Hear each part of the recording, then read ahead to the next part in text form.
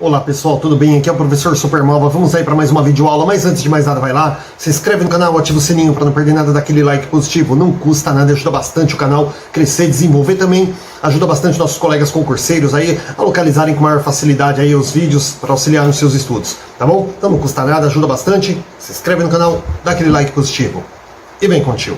Pessoal, vamos agora para a nossa 13ª aula sobre a BNCC, a Base Nacional Comum Curricular. Sempre lembrando a todos aí, pessoal, é muito importante assistir a todas as aulas. A Base Nacional Comum Curricular, hoje o assunto de maior importância, dentre todos aí que são importantes, o de maior importância hoje na educação é a BNCC. Tá? Então nós estamos aqui na nossa 13ª aula, lembrando também que eu não vou me ater ao ensino médio, embora a BNCC ela se aplica a toda a educação básica, não vou me ater ao ensino médio, porque nós estamos com um concurso aberto aí em algumas prefeituras, para PEB 1, e o PEB 1 vai trabalhar aí de infantil ao 5º ano do ensino fundamental, né, os anos iniciais. Então a gente não vai se ater ao ensino médio agora, porque senão começa a aprender coisas aí que não vai cair na prova, se confunde, tá? Então numa próxima vez aí estaremos fazendo a videoaula sobre o ensino médio também, tá? Nós estamos aqui na estrutura da BNCC, e já iniciei aí em outras videoaulas.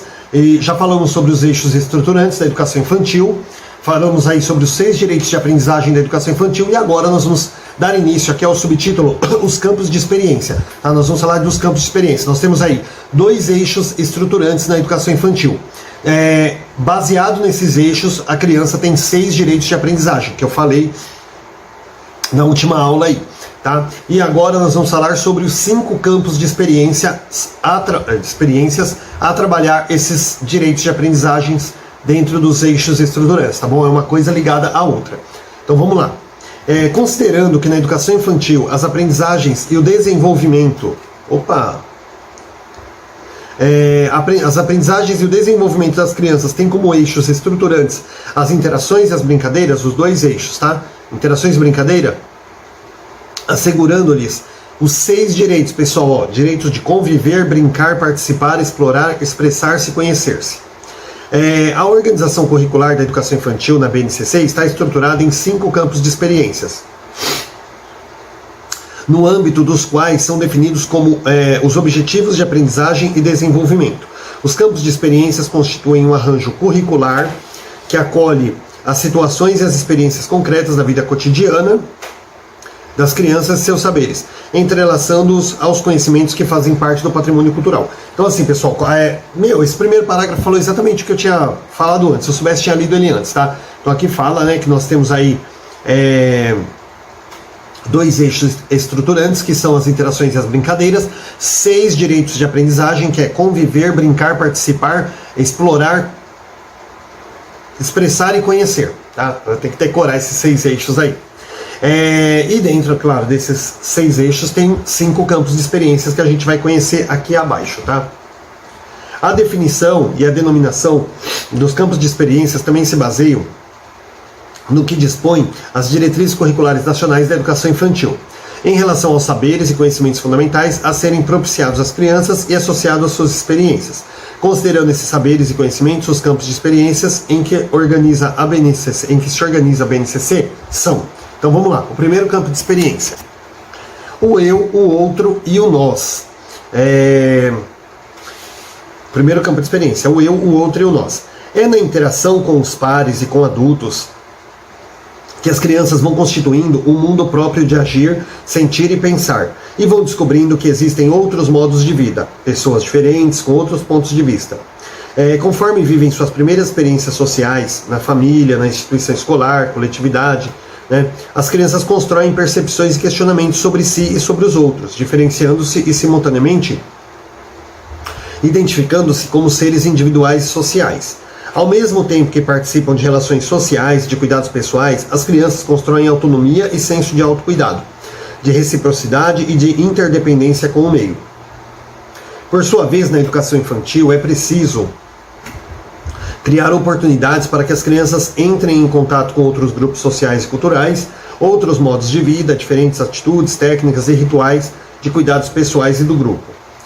Costumes, celebrações, narrativas, né?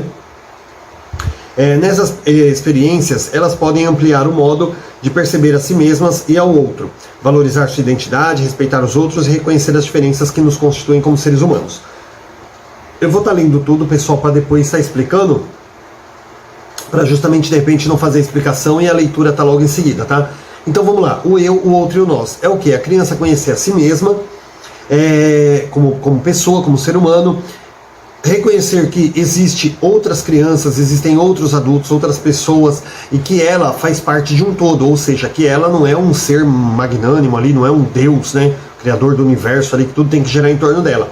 E o nós, o que é o nós? É a convivência, né, que a gente vai estar trabalhando aqui nesse campo de experiência. Que é o que? A relação dela com as outras pessoas. Então ela vai aprender que existe ela, existe as outras pessoas, e a relação dela a relação dela com essas pessoas, para ver ali que ela não é uma criança ali, que ela, né, como eu falei, né, o ser supremo. Não, ela vai aprender que ela tem que conviver com essas pessoas, tem que respeitar a cultura, as opiniões, as decisões, o que cada um pensa, o que cada um crê, o que cada um segue, tá? Para ela estar vivendo aí em sociedade. Aí é que fala bastante sobre as coisas que tem que ser trabalhado, né? A forma como tem que ser trabalhado aí, para que a criança tenha acesso a tudo isso e aprenda não apenas a conhecer coisas novas, conhecer a visão, o modo de vida das outras pessoas, a cultura, mas também aprender a respeitar, tá? Aí nós vamos aqui para o segundo campo de experiência. Corpo, gestos e movimentos. Com o corpo, através dos sentidos, gestos, movimentos, impulsos ou intencionais, né, coordenados ou espontâneos, com o corpo, as crianças, desde cedo, elas exploram o mundo, o espaço e os objetos do seu entorno, estabelecem relações, se expressam, brincam, produzem conhecimento sobre si, sobre o outro, sobre o universo social e cultural, tornando-se progressivamente conscientes dessa corporeidade, tá? Então, através do corpo, a criança vai tendo os primeiros contatos dela com o mundo, tá? Através dos gestos, né? Sentidos. Por meio das diferentes linguagens, como a música, a dança, o teatro, as brincadeiras, de faz de conta, elas se comunicam e se expressam no entrelaçamento entre corpo, emoção e linguagem, tá? Então as crianças também vão utilizando ali com o tempo, né, a emoção e a linguagem, além do corpo, através de música, dança, teatro, brincadeiras. As crianças conhecem e reconhecem as sensações e funções do seu corpo, com seus gestos e movimentos, identificam suas potencialidades e limites, desenvolvendo ao mesmo tempo a consciência sobre o que é seguro e o que pode ser um risco à sua integridade física. Ou seja, a criança vai correr, vai brincar, vai pular, ela vê que se ela subir, por exemplo, no banquinho e pular, ela não vai voar igual passarinho, ela vai cair, né? Então ela vai aprendendo sobre as potencialidades do seu corpo e também as suas limitações. Como eu já falei, né? A criança vai explorar suas potencialidades, ou seja, ela vai correr, ela vai descobrir até onde ela consegue correr, a velocidade que ela chega, mas ela, por exemplo, se ela pular de um banco ou pular de cima de um brinquedo, que ela vai cair, ela não vai conseguir voar, né? Então ela vai conhecer ali as limitações também do corpo dela. Se eu posso correr até certa velocidade, eu não consigo voar, se eu pular eu vou chegar num espaço maior, mas eu vou cair do mesmo jeito. Ela vai conhecendo as suas potencialidades e também os seus limites, né? E também tendo consciência ali do que é seguro para ela fazer e também do que é um risco para ela. Na educação infantil, o corpo das crianças ganha centralidade, pois ele é o partícipe privilegiado das práticas pedagógicas de cuidado físico orientadas para a emancipação e a liberdade, e não para a submissão. Então, assim, a centralidade no corpo da criança na educação infantil é o que tudo com ela vai ser na base da interação, na base da brincadeira, na base da exploração, principalmente a exploração corporal, tá? Onde o corpo dela, a criança, né, através das brincadeiras, das atividades corporais, ela é orientada para a sua emancipação, ou seja, para as suas descobertas, né? E não para a sua submissão ali, né? De fazer aquilo que, por exemplo, o professor manda. Não, ela tem liberdade para escolher, para brincar, para correr, para se explorar e se conhecer.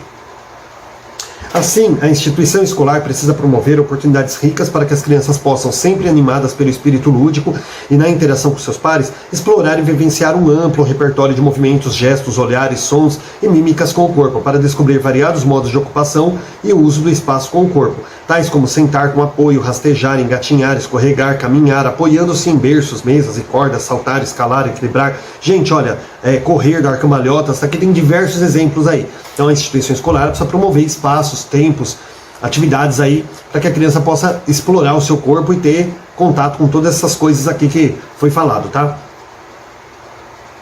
Para que a criança realmente possa se conhecer, tá bom? Não é relevante você ficar anotando aí, ó, rastejar, engatinhar, escorregar, equilibrar. Não, isso aí a gente sabe, tudo que faz parte aí da exploração corporal da criança, tá? Então aqui tá corpo, gestos e movimentos.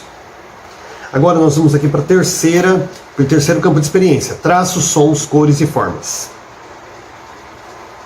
Conviver com diferentes manifestações artísticas, culturais e científicas, locais e universais no cotidiano da instituição escolar possibilita às crianças, por meio de experiências diversificadas, vivenciar diversas formas de expressão e linguagens, como artes visuais, pintura, modelagem, colagem, fotografia, a música, o teatro, a dança e o audiovisual, entre outras. Então assim, pessoal, a escola tem que propiciar aí situações que a criança ela tenha contato com diversas manifestações artísticas, culturais, científicas, tá?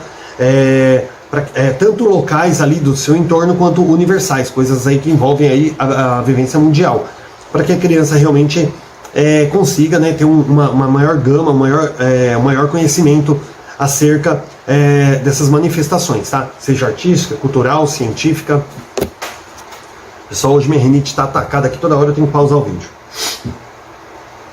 Com base nessas experiências, elas se expressam por várias linguagens, criando suas próprias produções artísticas e culturais, exercitando a autoria coletiva ou individual, com sons, traços, gestos, danças, mímicas, encenações, canções, desenhos, modelagens, manipulação. Gente, aqui diversas coisas aqui, recursos tecnológicos que a criança pode usar.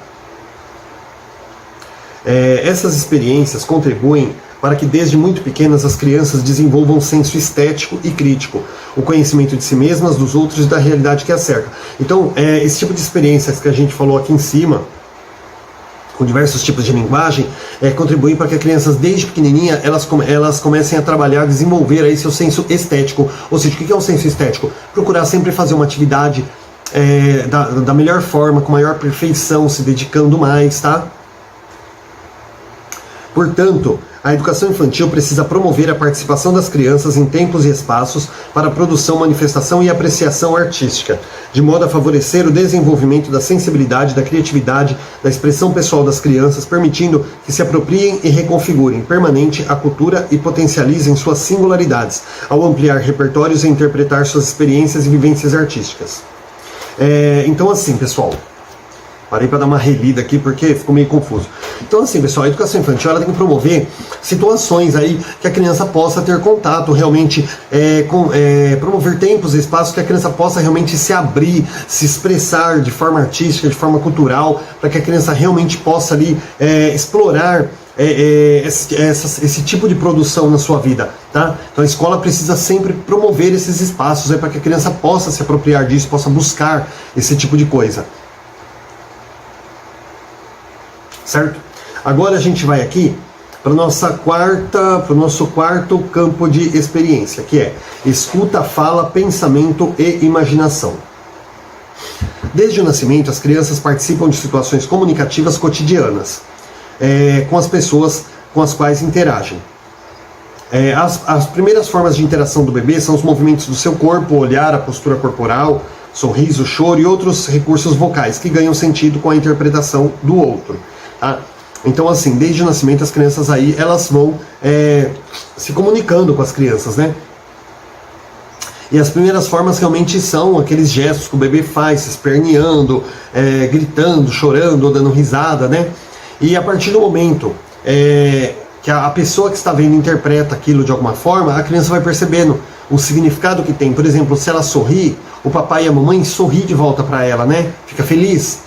Se ela está chorando, o papai e a mamãe faz aquela expressão meio assustada, vai tentar ver lá se a fraldinha está suja, se a criança está com fome, se ela está com febre, se precisa de um banho, né? De repente se a criança está com sono. Então a criança começa a perceber, com o tempo, que de acordo com o que ela faz, ela recebe uma resposta padronizada.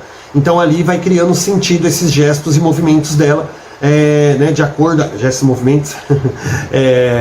seus gestos, né, sua escuta, sua fala, seus métodos de comunicação, eles vão ganhando sentido de acordo com a interpretação que a outra pessoa que está com ela ali está respondendo ao que ela está fazendo, tá? Progressivamente as crianças vão ampliando e enriquecendo seu vocabulário e demais recursos de expressão e de compreensão, apropriando-se da língua materna, que se torna, pouco a pouco, seu veículo privilegiado de interação. Bom, isso aqui eu acabei de falar, né? Elas vão ampliando ali seu vocabulário, né? Os recursos, aí vai percebendo os significados e vai montando sua própria organização de vocabulário, tá? Sua padronização de gestos, ali, de palavras e sentidos. Na educação infantil é importante promover experiências nas quais as crianças possam falar e ouvir, potencializando sua participação na cultura oral, pois esta na escuta de histórias, na participação de conversas, descrições, narrativas elaboradas individualmente ou em grupo, e nas implicações com as múltiplas linguagens que a criança constitui ativamente como sujeito singular e pertencente a um grupo social. Então, assim, o que é isso aqui, pessoal?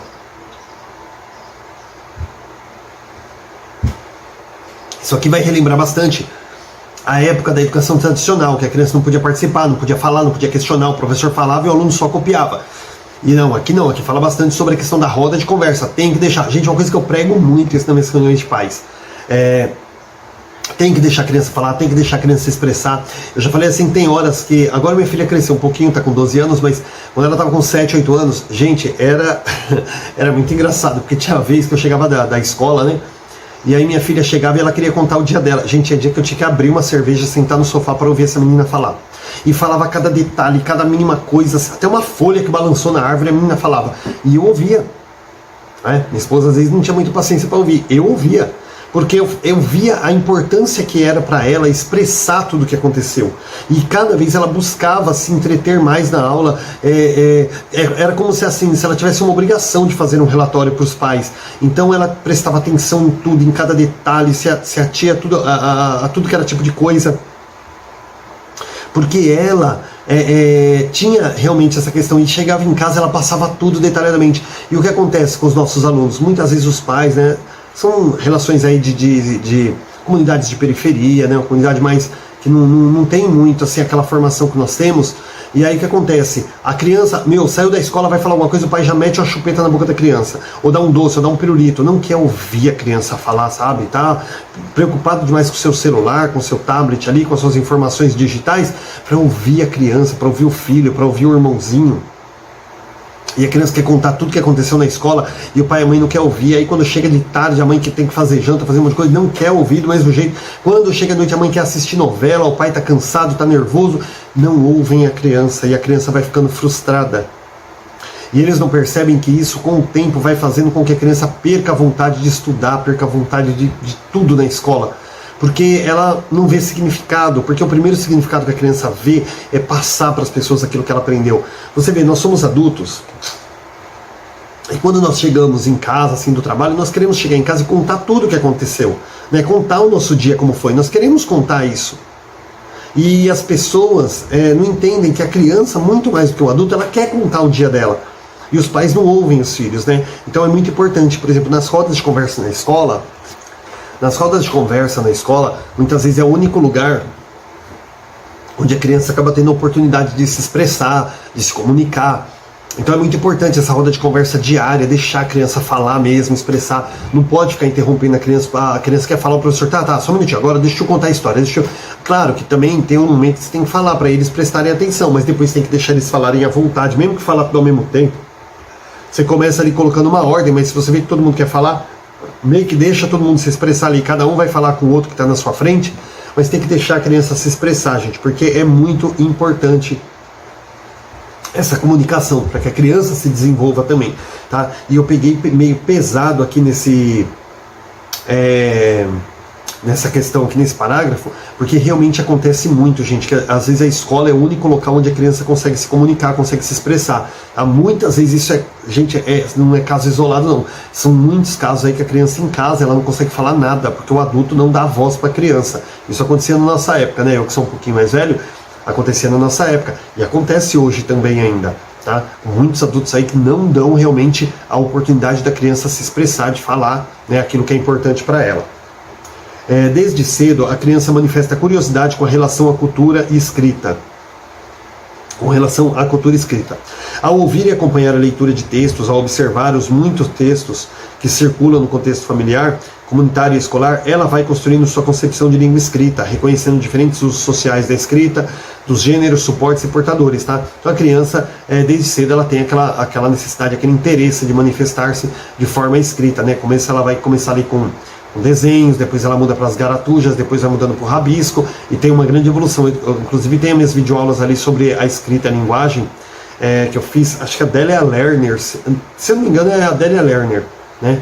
Que escreveu esse livro, e eu fiz as videoaulas.